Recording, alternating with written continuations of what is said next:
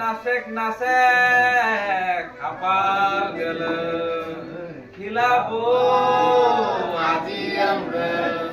কালের বিবর্তনে বিলুপ্ত হয়ে গেছে অনেক ভাষা, হারিয়ে গেছে শিল্প, সাহিত্য, সংস্কৃতি সহ নানান বীরত্বগাথা ইতিহাস। পাঠ্যপুস্তকে অন্তর্ভুক্ত না হওয়া, চর্চা আর পৃষ্ঠপোষকতার অভাবে হারিয়ে যেতে বসেছে হাজং ভাষা। নিজের জাতিসত্তার বর্ণমালাহীন এ ভাষাকে টিকিয়ে রাখতে অসম সাহসী লড়াই নেমেছেন অন্তর হাজং নামের এক তরুণ। আমাদের ভাষা যখন দেখছি যে এটি কোনো লিখিত রূপ নেই, এটা মৌখিক, তো মৌখিক থাকার কারণে দেখা যাচ্ছে অনেক সময় যারা আমাদের ছেলেমেয়েরা বাইরে পড়াশোনা করে তারা অনেকটাই মায়ের ভাষা আমাদের হাজং ভাষা। গ্রামের হাজং সম্প্রদায়ের শিশু, কিশোর, কিশোরী থেকে বিভিন্ন বয়সী মানুষকে ছন্দ ও গল্পের ছলে হাজং ভাষার গান কবিতার মাধ্যমে মাতৃভাষার গুরুত্ব তুলে ধরেছেন অন্তর হাজং।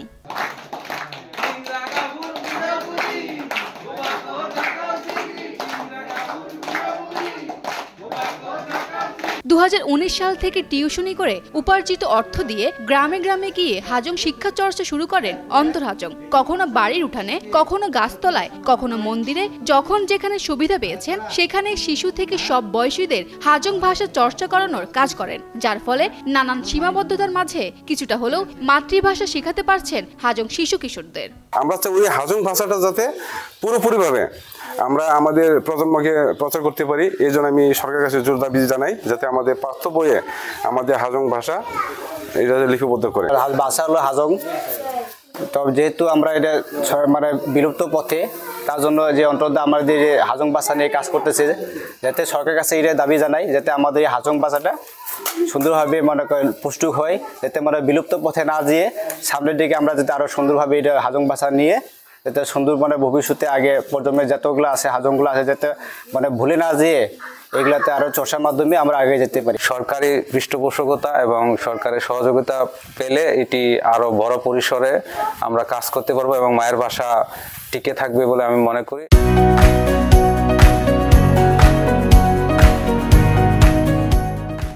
বৃহত্তর ময়মনসিংহের মেঘালয় পাহাড়ের পাদদেশ নেত্রকোনা জেলার কমলাকান্দা, দুর্গাপুর ও সুনামগঞ্জের মধ্যনগর উপজেলার পাহাড়ি অঞ্চলের সমতল ভূমিতে হাজংদের বাস।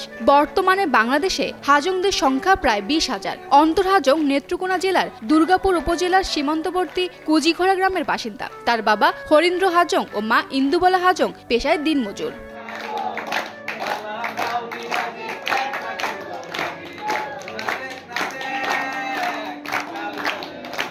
অন্তর হাজংয়ের নিজস্ব জাতিসত্তার এ ভাষাকে টিকিয়ে রাখার সংগ্রামকে নিয়ে গর্ব করেন পরিবারের স্বজন ও জাতিসত্তার লোকজন। অন্যদিকে অন্তরের এমন প্রচেষ্টাকে এগিয়ে নিতে হলে প্রয়োজন সরকারি উদ্যোগ, এমনটাই মনে করছেন হাজং জনগোষ্ঠী। আমাদের যে ভাষা, আমাদের যে কৃষ্টি, আমাদের কালচার, এগুলো কিন্তু অনেকগুলাই বিলুপ্তর পথে।